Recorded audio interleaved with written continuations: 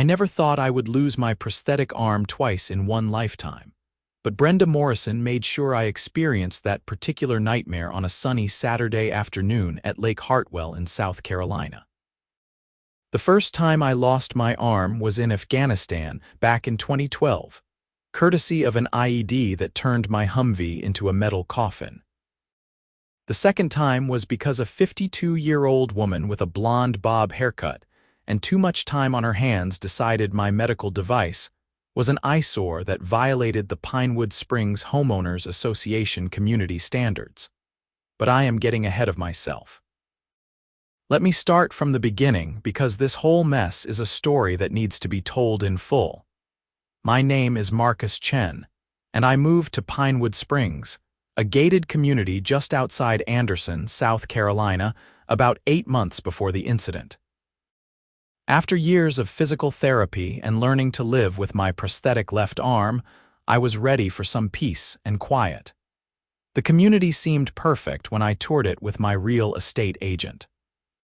The houses were beautiful, the streets were clean, and the neighborhood had direct access to Lake Hartwell, which was a major selling point for me. I love fishing, and the idea of having a lake right in my backyard was too good to pass up. The HOA seemed reasonable enough during the buying process. I read through the covenant conditions and restrictions document, all 78 pages of it, and nothing jumped out as particularly insane. Sure, there were rules about lawn maintenance and exterior paint colors, but that was standard stuff. The monthly fee was $215, which covered common area maintenance, the community boat dock, and the small private beach area that residents could use. I signed on the dotted line and moved into my 3-bedroom ranch-style home at 4782 Lakeview Drive in March. For the first few months, everything was fine. My neighbors were friendly enough.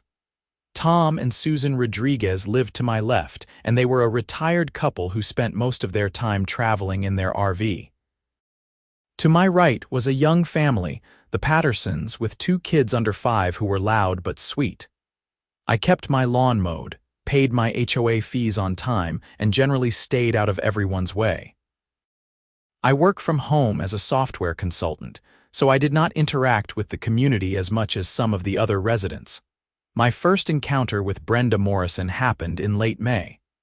I was checking my mail when a silver Lexus SUV pulled up beside me. The window rolled down and there she was, looking at me like I was a suspicious package left on her doorstep. "You are the new resident in the Rodriguez's old house?" she asked, not bothering with a greeting. "The house next to the Rodriguez family, yes." "I am Marcus Chen," I said, extending my right hand through her window. She looked at my hand for a moment before shaking it limply. "Brenda Morrison. I am the president of the Pinewood Springs HOA board. I wanted to introduce myself and remind you that we have very strict community standards here. I noticed your garage door was left open yesterday until almost 7 in the evening." I blinked. "I was unloading some boxes from a delivery. Is there a rule about how long garage doors can be open?" Section 12. Paragraph 4 of the CCR states that garage doors should not remain open for extended periods as it creates an unsightly appearance and may invite criminal activity into our community. She recited from memory, like she had said it 1,000 times before. "I will keep that in mind," I said, not wanting to start an argument over something so trivial. "See that you do. We take pride in our community's appearance here." She rolled up her window and drove off before I could respond. That should have been my first warning sign, but I chalked it up to an overly enthusiastic HOA president. Every community has one, right? I had no idea that Brenda Morrison was not just enthusiastic, she was obsessive to the point of harassment, and I was about to become her primary target.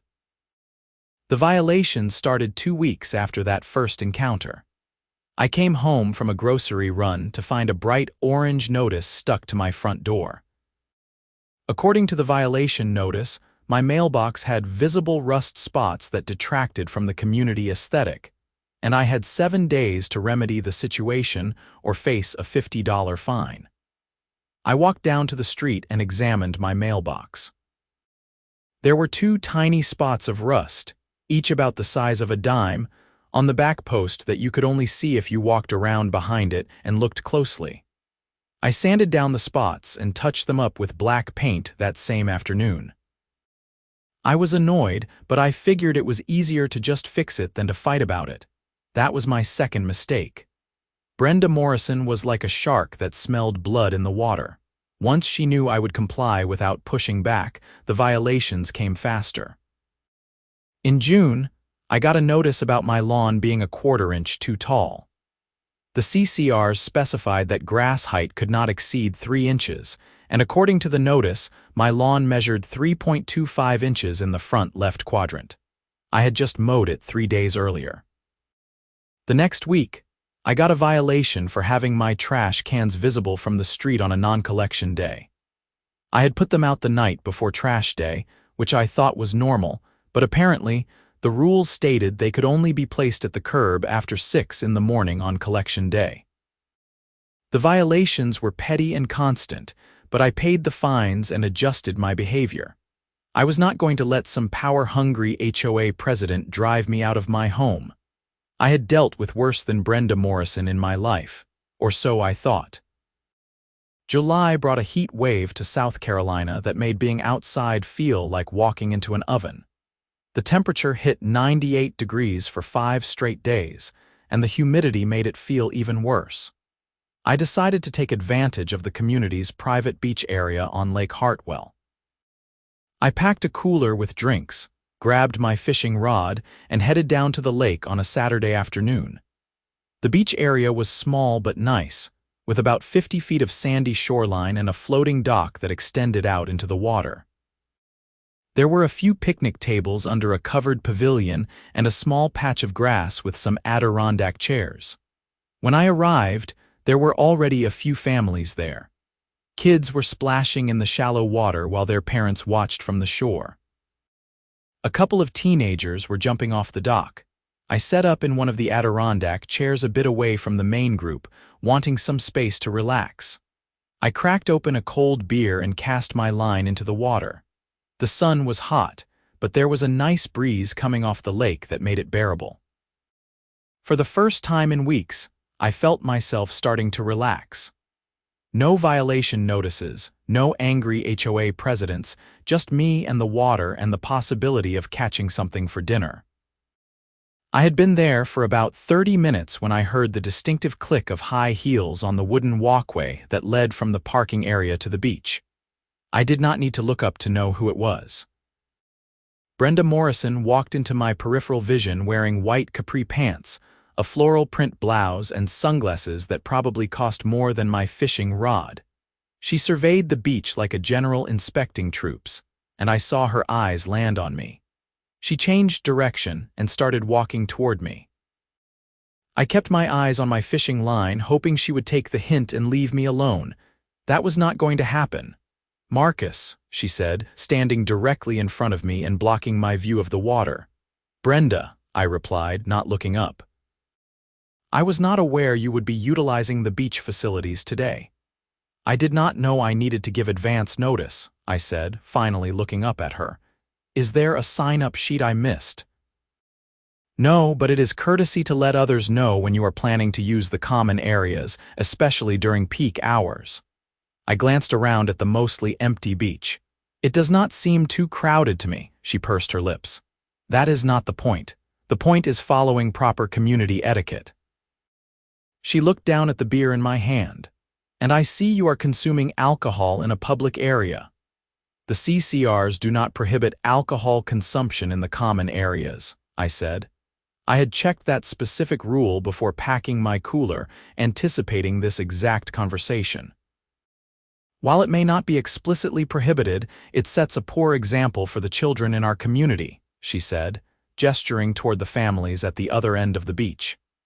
"I am having one beer while fishing. I am not throwing a party." "Nevertheless, I think it would be more appropriate if you consumed your beverages at home," she said, her voice taking on that authoritative tone that made it clear she expected to be obeyed. "I think I will stay right here, thanks," I said, turning my attention back to my fishing line. I heard her make a disapproving sound, but she walked away, her heels clicking angrily on the wooden walkway. I thought that was the end of it. I should have known better. About an hour later, I reeled in my line to change my lure. I set my rod down on the grass beside my chair and reached into my tackle box. My prosthetic arm was a pretty advanced model, one of the benefits of being a combat-disabled veteran with decent VA coverage. It had individual finger articulation and enough sensitivity that I could feel pressure and grip strength. It was not perfect, but it was good enough that most people did not even realize I had a prosthetic unless they looked closely or shook my left hand. The day was getting hotter, and I was sweating pretty badly. The liner I wore between my residual limb and the prosthetic socket was getting uncomfortable, which happens when it is really hot and humid. I made a decision to take my prosthetic off for a bit to let my limb breathe and cool down. I had done this before at the lake when I was alone, and it was never a big deal. I pressed the release button on my prosthetic and pulled it off, setting it carefully on the grass beside my chair. The relief was immediate. I wiped down my residual limb with a towel and let the air hit it. It felt amazing. My limb ended about 4 inches below my elbow, and after wearing the prosthetic in the heat for over an hour, getting it off was like taking off tight shoes after a long day. I leaned back in my chair and closed my eyes for a moment, enjoying the breeze on my limb. That moment of peace lasted about 3 minutes. What on earth do you think you are doing? I opened my eyes to find Brenda Morrison standing over me again, but this time her face was red with anger or disgust. I could not tell which. I am cooling off, I said calmly. That is absolutely disgusting, she said, pointing at my residual limb like it was a dead animal. You cannot just remove body parts in a public area. I felt my jaw tighten. It is a prosthetic arm, Brenda. It is hot, and I needed to give my limb a break.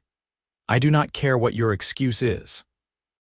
This is a family beach, and you are making everyone uncomfortable with your display. My display? I sat up straighter in my chair. I am a disabled veteran who removed a medical device because it was uncomfortable in the heat. That is not a display. You are ruining the experience for everyone here. Her voice was getting louder, and I noticed that the other families on the beach were starting to look in our direction. Children should not have to see that. It is disturbing. There is nothing disturbing about it, I said, my voice hard. And if you have a problem with how I manage my prosthetic, that is your issue, not mine. I am the HOA president, and I am telling you to put that thing back on or leave immediately. This thing is called a prosthetic arm, and no, I am not putting it back on right now. My limb needs to air out. Her face went from red to almost purple. This is unacceptable. You are creating a public disturbance. The only disturbance here is you yelling at a disabled veteran for existing, I said, my patience completely gone. That was when she did it.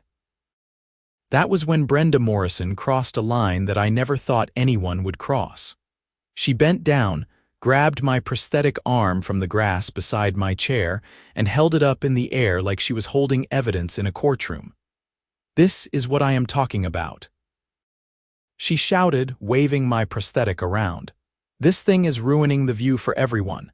It is sitting here like a piece of trash, and it is an eyesore. I stood up, feeling a surge of anger so intense that my hands were shaking. Give that back to me right now. No. You are going to leave this beach area, and you are going to take this disgusting thing with you. She took several steps backwards, still holding my prosthetic above her head. Brenda, I am not joking. Give me back my prosthetic right now. Not until you agree to leave. You are violating community standards, and as HOA president, I have the authority to remove you from common areas. By now, everyone on the beach was watching. The teenagers on the dock had stopped jumping. The parents had gathered their kids closer. Everyone was staring at the spectacle of an HOA president holding a prosthetic arm hostage. That is medical equipment, I said, trying to keep my voice level even though I wanted to scream. You are literally holding my arm hostage. Give it back. It is an eyesore. And you leaving it lying around in a public area is a violation of Section 19, Paragraph 7, which states that personal items must not be left unattended in common areas. It was not unattended. I am right here. You were not holding it, so it was unattended. Her logic was so twisted that I could not even process it. I started walking toward her and she backed up more, getting closer to the water. Brenda, this is your last warning. Give me back my prosthetic. Or what? You will assault me. Everyone here will be a witness that you threatened me. I did not threaten you. I asked you to return my property which you stole from me. I did not steal anything. I am confiscating contraband. A prosthetic arm is not contraband, you lunatic, she gasped like I had slapped her. How dare you call me names? I am reporting this to the HOA board, and you will be facing serious fines and possible eviction from this community. Fine. Report whatever you want. Just give me back my arm. No. She took another step backward, and I saw what was going to happen before it did. She was not watching where she was going, and her heel caught on a rock at the edge of the water. She stumbled, her arms windmilled, and my prosthetic arm went flying through the air in a perfect arc before splashing into Lake Hartwell about 20 feet from shore. For a moment, everyone on the beach was silent.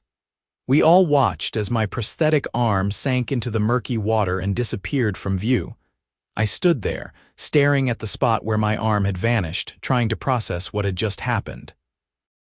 Brenda had regained her balance and was now standing in ankle-deep water, looking at the lake like she could not believe what she had just done. You just threw my prosthetic arm into the lake, I said, my voice eerily calm. I did not throw it. You made me drop it by charging at me. I was walking toward you to get my property back, which you had stolen. I did not steal anything, she screeched. And this is your fault. If you had just followed the rules and left when I told you to, none of this would have happened. One of the dads from the other end of the beach walked over. He was a big guy, probably 6'3", with a no-nonsense expression. Ma'am, I saw the whole thing. You took his prosthetic and you threw it in the lake. That's not cool. I did not throw it. He made me drop it. Brenda's voice was shrill now. You need to help him get it back, the dad said. That's expensive medical equipment. I am not getting in that water. Do you know what kind of bacteria is in there? I was not listening to her anymore. I waded into the water, trying to remember exactly where I had seen the prosthetic land. The water was murky and dark, and I could not see more than a few inches below the surface. I felt around with my feet, hoping to feel something solid, but the lake bottom was just mud and rocks. How deep is it where it went in? I called back to the dad who had spoken up. Maybe 8 or 10 feet, he said. I can help you look. He waded in, and a couple of the teenagers from the dock swam over too. For the next 30 minutes, we dove and searched, feeling around in the mud and silt, but we could not find it. The lake bottom was uneven, with rocks and old logs and God knows what else. My prosthetic could have settled into a crevice or been carried by the current. After the 10th dive, I had to accept that it was gone. I waded back to shore, dripping wet and furious. Brenda was standing by the pavilion now, talking on her phone. When she saw me coming, she quickly ended her call. I hope you are calling to figure out how you are going to pay for a new prosthetic, I said. Because that one cost $32,000. Her face went pale. I am not paying for anything. This was your fault. You stole my prosthetic and threw it in a lake. There are a dozen witnesses here who saw you do it. I did not steal it, and I did not throw it. You are twisting the facts, the dad who had helped me search walked over, water dripping from his swim trunks. Lady, I do not know what your problem is, but you messed up big time. That man is a veteran, and you just cost him his arm, literally. Stay out of this, Brenda snapped at him. This is an HOA matter. This is not an HOA matter, I said. This is a criminal matter. You committed theft and destruction of property. I am the HOA president. I have authority over common areas and community standards. You do not have authority to steal people's medical devices. I pulled out my phone, which thankfully was in a waterproof case. I am calling the police. You would not dare. Watch me. I dialed 911 and Brenda's eyes went wide. She started backing toward the parking lot. "This is ridiculous. I am reporting this to the entire HOA board. You will be evicted for harassment and making false accusations." "Stay right there," I told her. "The police are going to want to talk to you." She did not stay. She turned and practically ran to her Lexus, her heels clicking frantically on the walkway. By the time the 911 operator answered, Brenda was peeling out of the parking lot in her SUV. "911, what is your emergency?" The operator asked. "I need to report a theft and destruction of property," I said. "I am at the Pinewood Springs Community Beach area at Lake Hartwell. Someone just stole my prosthetic arm and threw it into the lake." There was a pause. "Someone stole your prosthetic arm?" "Yes. The president of my homeowners association took it from me during an argument and then threw it in the lake. It is gone. There are multiple witnesses here." "Is the person who took it still on scene?" "No, she just left in a silver Lexus SUV. Her name is Brenda Morrison." "Okay, sir." "Stay where you are. I am sending deputies to your location now." 2 Anderson County Sheriff's deputies arrived about 15 minutes later. I was sitting at one of the picnic tables, still wet from the lake, when they walked down to the beach. The dad who had helped me search and 2 other witnesses stayed to give statements. The deputies listened to my story, took notes, and talked to the witnesses. One of them, a deputy named Martinez, shook his head when I finished explaining what had happened. "So let me get this straight," Martinez said. "The HOA president grabbed your prosthetic arm and threw it in the lake because she said it was ruining her view." "That is correct. And multiple people saw this happen. At least a dozen people were on this beach when it happened." Martinez looked at his partner, Deputy Cole, who was taking statements from the other witnesses. "This is a new one. Can you arrest her?" I asked. "We will need to speak with her first and get her side of the story, but based on what you and the witnesses are saying, this could be theft and destruction of property at a minimum. The fact that it is a prosthetic device might bump it up to a more serious charge. It is medical equipment that I need to function. I cannot drive safely without it. I cannot work properly without it." "We understand, sir. Do you have Miss Morrison's address?"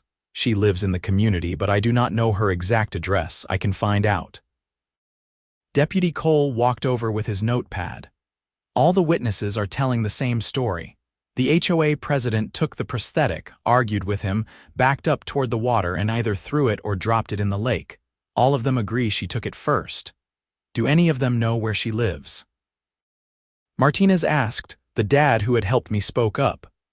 "I know where she lives. She is on Pinewood Drive, 3 houses down from the main entrance, big colonial with the white columns." "We will head over there now," Martinez said. "Mr. Chen, we will need you to come to the sheriff's office later to file a formal report and press charges if you decide to do that." "Oh, I am pressing charges," I said. "Absolutely." The deputies left, and I gathered up my fishing gear and cooler with my right hand, which was awkward but manageable. The dad who had helped me walked with me to the parking lot. "I am sorry this happened to you, man," he said. "That woman is crazy." "Thank you for helping me look for it and for sticking around to give a statement," I said. "No problem. I am Derek, by the way, Derek Johnson. I live over on Maple Court." "Marcus Chen. I appreciate it, Derek. Brenda has been a nightmare ever since she became HOA president 2 years ago. She has fined everyone in this community for something at some point. My wife got a violation for having a pink flamingo garden decoration because it was not approved on the community color palette. A pink flamingo. She has been on my case since I moved in," I said. "But this is beyond harassment. This is criminal." "I hope they throw the book at her," Derek said. "Do you need a ride home or anything?" "I am just on Lakeview Drive, so I can walk." "Thanks, though." I made the 10-minute walk back to my house, hauling my gear with one arm. By the time I got home, I was exhausted and angry and trying not to think about how much money and hassle I was going to have to go through to get a new prosthetic. The VA would cover most of it, but the process could take months. In the meantime, I would have to function with one arm. I took a shower to wash off the lake water and changed into dry clothes. Then I sat down at my computer and started documenting everything. I wrote down a timeline of events, from Brenda's first violation notice to the incident at the beach. I made a list of all the witnesses I could remember. I took screenshots of all the violation notices and fines I had received. If I was going to press charges, I was going to make sure I had everything documented. About 2 hours after I got home, my doorbell rang. I answered it to find Deputy Martinez standing on my porch. "Mr. Chen, do you have a few minutes to talk?" he asked. "Of course. Come in." We sat in my living room and Martinez pulled out his notepad. We spoke with Miss Morrison at her residence. She confirmed that there was an incident at the beach and that your prosthetic ended up in the lake, but her version of events is very different from yours. What did she say? She claims that you were causing a disturbance at the beach by removing your prosthetic and leaving it on the ground in a public area. She says she asked you to leave, and when you refused, she picked up your prosthetic to move it out of the common area. She says you became aggressive and charged at her, which caused her to stumble and accidentally drop the prosthetic in the water. I felt my blood pressure rising. That is not what happened at all. She grabbed my prosthetic and held it hostage, demanding that I leave. When I tried to get it back, she backed toward the water and threw it in. That is what your witnesses said as well. The problem is, she is claiming self-defense and saying the whole thing was an accident. It was not an accident. She was waving my arm around in the air, yelling about how it was ruining her view. At least a dozen people heard her say that. Martinez nodded. I believe you, Mr. Chen, but I want you to understand that pressing charges means this is going to turn into a legal battle. She has already indicated that she is going to claim you assaulted her or threatened her. I never threatened her. I asked for my property back. I am not doubting you. I am just telling you how she is going to play this. You should also know that she mentioned she is planning to file a complaint with the HOA board and possibly seek a restraining order against you. A restraining order? She assaulted me, I know, but she is going to argue that you were the aggressor. It is your word and the witnesses against her word. So what happens now? We are going to submit a report to the district attorney's office with all the witness statements and evidence. They will decide whether to file charges. In the meantime, I strongly suggest you document everything and consider getting a lawyer. I am definitely getting a lawyer. Martinez stood up. One more thing, do you have any video of the incident? No, I did not think to record it, but some of the other people on the beach might have. It would be helpful if you could track down any video evidence. Cell phone footage, anything like that. It would make the case a lot stronger. After Martinez left, I sent a message to the Pinewood Springs Community Facebook group, asking if anyone at the beach had recorded the incident. Within an hour, I had 3 people reach out to me. 2 of them had partial video of the confrontation, and 1 had footage of Brenda waving my prosthetic around, and the moment it went into the water. I downloaded all the videos and sent them to Deputy Martinez. The next few days were a blur. I filed a formal police report and contacted a lawyer named Susan Park, who specialized in personal injury and criminal matters. She agreed to take my case and immediately filed a civil suit against Brenda Morrison for theft, destruction of property, and emotional distress. The value of the lawsuit was for $50,000, covering the cost of the prosthetic, the time and expense of getting a replacement, and damages for the trauma and humiliation of the incident. I also filed a complaint with the HOA board about Brenda's conduct. According to the CCRs, board members could be removed by a vote of the community if they were found to have acted inappropriately or unethically. I requested an emergency board meeting to address the situation. Brenda did not take any of this well. 3 days after the incident, I received a certified letter from an attorney representing the HOA. The letter stated that I was being fined $500 for creating a public disturbance at the community beach, and that I was banned from using any common areas until further notice. The letter also stated that the HOA board was considering taking legal action against me for defamation and harassment of a board member. I forwarded the letter to Susan Park, who called me that afternoon. "This is retaliation, plain and simple," Susan said. "They are trying to intimidate you into dropping your complaint and lawsuit."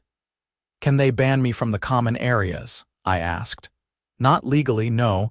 You pay HOA fees, which give you the right to use those areas." "They would need to prove you violated specific rules, and even then, they would need to follow proper procedure. Banning you without a hearing is a violation of your rights as a homeowner." "So what do? We fight back. "I am going to send a cease and desist letter to the HOA and to Brenda Morrison personally, demanding they rescind the ban and the fine. We are also going to accelerate the civil suit and push for a quick resolution." The emergency HOA board meeting was scheduled for the following Tuesday evening at the community clubhouse. According to the email notification, all residents were invited to attend.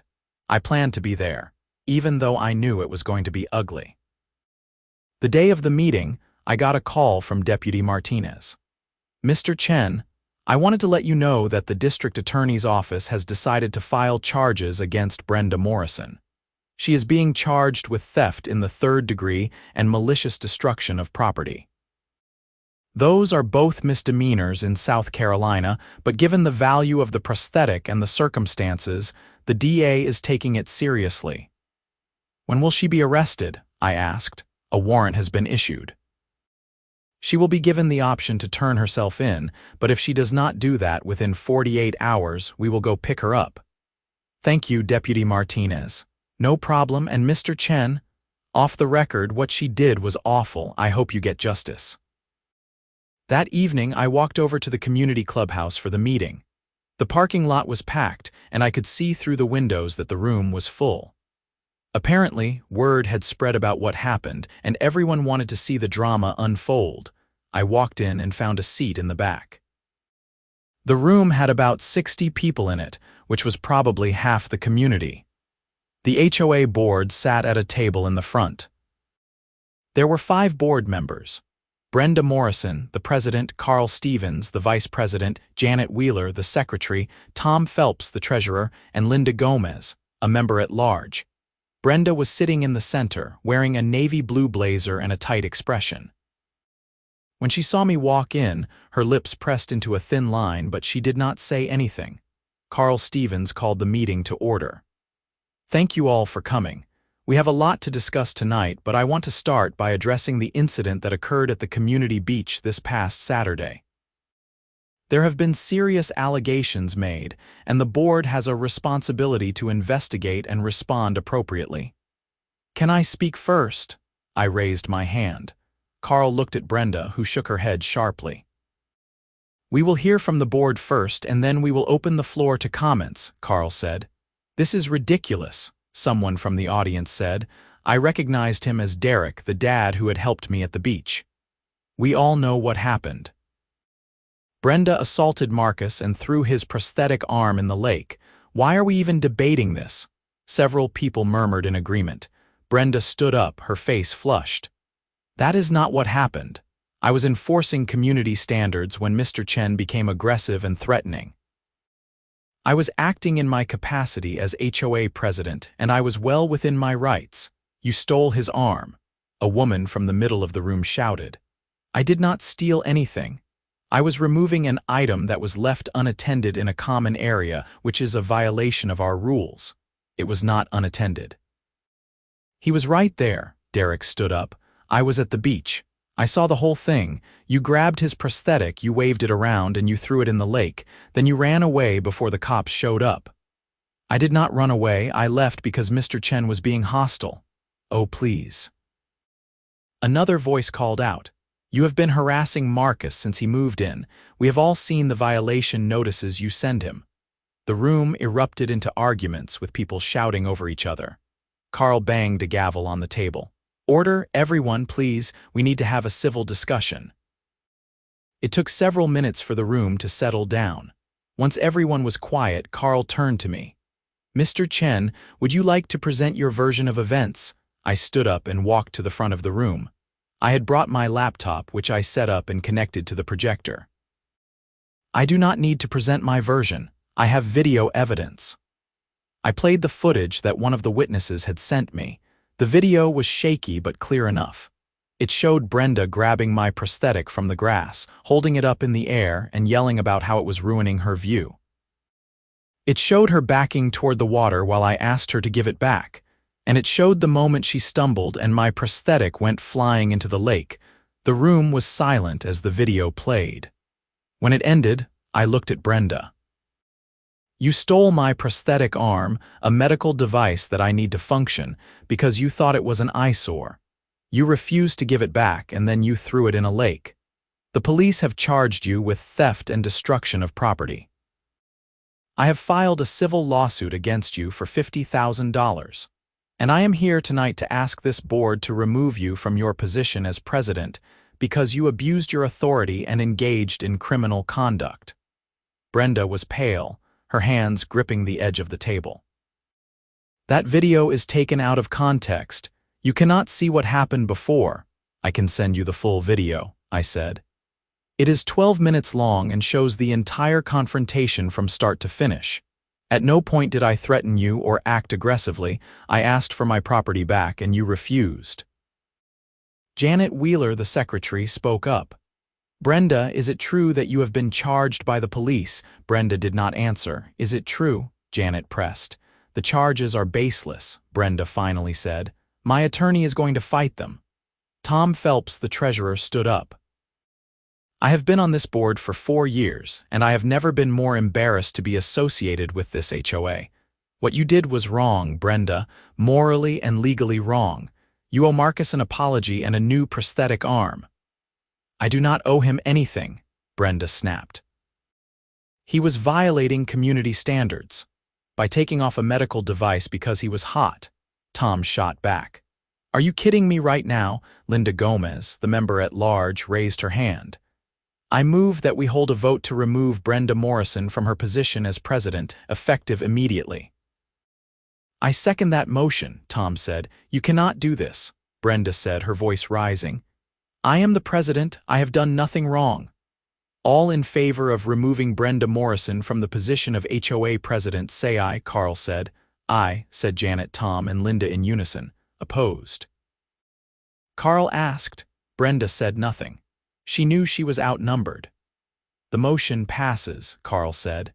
Brenda, you are no longer the president of the Pinewood Springs HOA. We are also suspending you from the board pending the outcome of the criminal and civil cases against you. Brenda stood up, grabbed her purse, and stormed out of the room without another word. The audience broke into applause. Carl turned to me.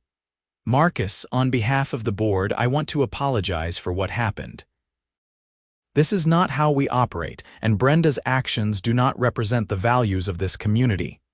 Thank you, I said. I appreciate that. We would also like to rescind all the violation notices and fines that were issued to you. After reviewing your file, it is clear that Brenda was targeting you unfairly. I appreciate that as well.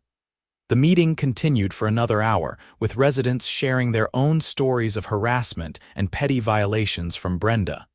It turned out I was not the only one she had been tormenting. Several people had received ridiculous fines and violations over the past 2 years, and the general consensus was that the community was better off without her in charge. After the meeting, several neighbors came up to me to offer their support and apologize for not speaking up sooner. Derek introduced me to his wife, Amy, and we exchanged phone numbers. For the first time since moving to Pinewood Springs, I felt like I was actually part of a community. The next few weeks were busy. Brenda turned herself in to the sheriff's office and was processed on the theft and destruction of property charges. She posted bail and was released the same day. Her lawyer filed a motion to dismiss the charges, arguing that the incident was a misunderstanding and that Brenda had no intent to permanently deprive me of my prosthetic. The motion was denied. My lawyer, Susan Park, pushed forward with the civil suit. She sent a demand letter to Brenda's attorney, offering to settle for $40,000 and a written apology. Brenda refused. She was determined to fight the case, even though all the evidence was against her. I started the process of getting a new prosthetic through the VA. It was a bureaucratic nightmare involving multiple appointments, evaluations, and paperwork. My prosthetist, a guy named Rick who had been working with me for years, was furious when I told him what happened. "Someone threw your arm in a lake," he said, shaking his head. "I have heard a lot of stories in this job, but that takes the cake." "Yeah, it has been a rough couple of weeks," I said. "Well, we will get you fitted for a new one as fast as we can. In the meantime, I can lend you an older model that you can use temporarily. It is not as advanced as your old one, but it is better than nothing." The temporary prosthetic helped, but it was clunky and uncomfortable. It did not have the same sensitivity or finger articulation, which made work difficult. I had to turn down a couple of consulting projects because I could not type or code efficiently enough to meet deadlines. The financial impact was starting to add up. In early August, about a month after the incident, Brenda's criminal trial was scheduled. Because they were misdemeanor charges, the trial was relatively quick. It lasted 2 days and was held at the Anderson County Courthouse. I testified on the first day, walking the jury through everything that happened. Susan Park had prepared me well, and I stayed calm and factual on the stand.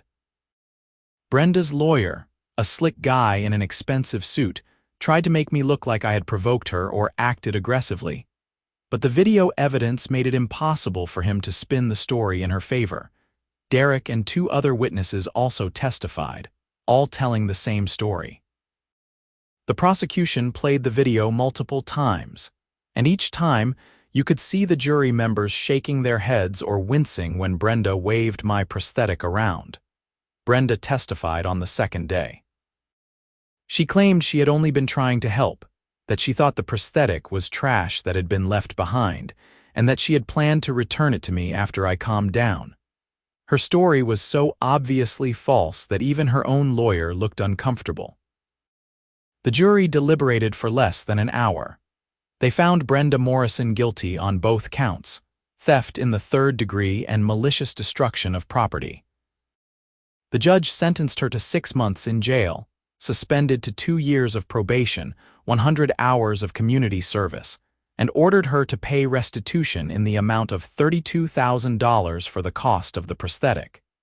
She was also ordered to attend anger management classes. Brenda sat in the defendant's chair, stone-faced, as the judge read the sentence. She did not apologize. She did not show any remorse.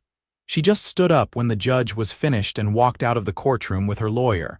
The civil case settled a week later. Brenda's homeowner's insurance agreed to pay $45,000 to cover the cost of the prosthetic, my lost income, and damages. As part of the settlement, Brenda also had to sign a written apology, which Susan Park insisted on including.